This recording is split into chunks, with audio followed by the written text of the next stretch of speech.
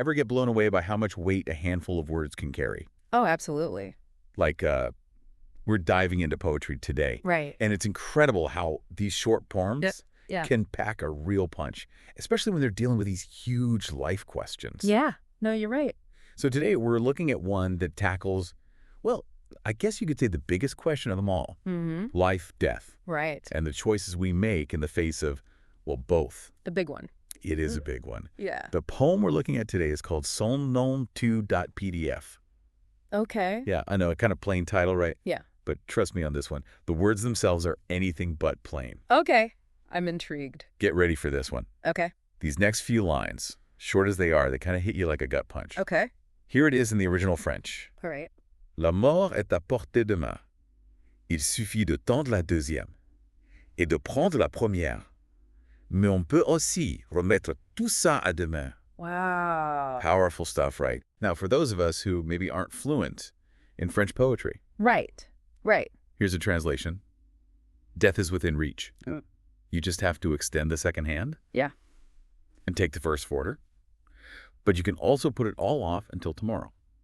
It's amazing how, with such simple, direct language, this poem just cuts straight to the chase. This huge, heavy topic, and there's no dressing it up, no fancy metaphors, just this raw confrontation with mortality. Yeah, and it's interesting you mentioned the language because there's this one line that really stuck with me. Hmm. Put it all off until tomorrow. It's like Great. it's like the poem is holding up a mirror Yeah. to this very human habit we have of putting these big questions off. Absolutely. It's so true. It's like we know death is out there somewhere, Right. but, Netflix is calling or, Yeah, exactly. Distraction. Yeah, distractions. And that contrast, that sharp contrast the poem draws between death is within reach, that immediacy you feel, and then put it all off until tomorrow. It's almost casual, isn't it? The poet is capturing this really, I think, universal human experience. This thing we do, we compartmentalize, we try to avoid facing up to our mortality, push it to the back of our minds. It's so true. And, there's another layer to this that it really sends shivers down my spine. Ooh. Yeah. Go on. When the poem talks about the second hand and the first hand, Mm. it's not just about reaching for something, is it? No, you're right. There's this really subtle but powerful allusion to suicide. Exactly. The second hand reaching for whatever it is, the means to end it all, and the first hand pulling it close. It's chilling, isn't it? It is. And it adds this whole other dimension of meaning to the poem. It does. Don't you think? I definitely do. Yeah. And yet, even with that heavy implication hanging there, the poem doesn't judge. It doesn't, does it? No.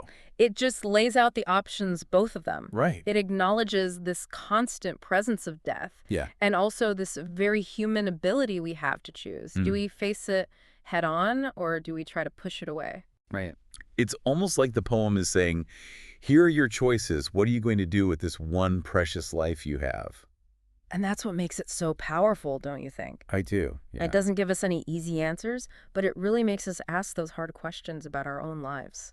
Absolutely. If you really think about it, knowing that death is always, in a way, within reach, what does that mean for you? It's a question worth sitting with. It really is. This poem, with that stark reminder of death's proximity, it's not just about suicide. It's about the weight of every choice we make, knowing that our time is precious and finite. Yeah. And that awareness, even if it's just a whisper in the back of our minds, how does that affect the way we choose to live each day? What suddenly seems more important, more urgent, and what starts to fade away. Wow. Yeah. What a powerful thought to leave us with. It is, isn't it? It really goes to show sometimes it's the simplest words that can spark the biggest questions. It really does.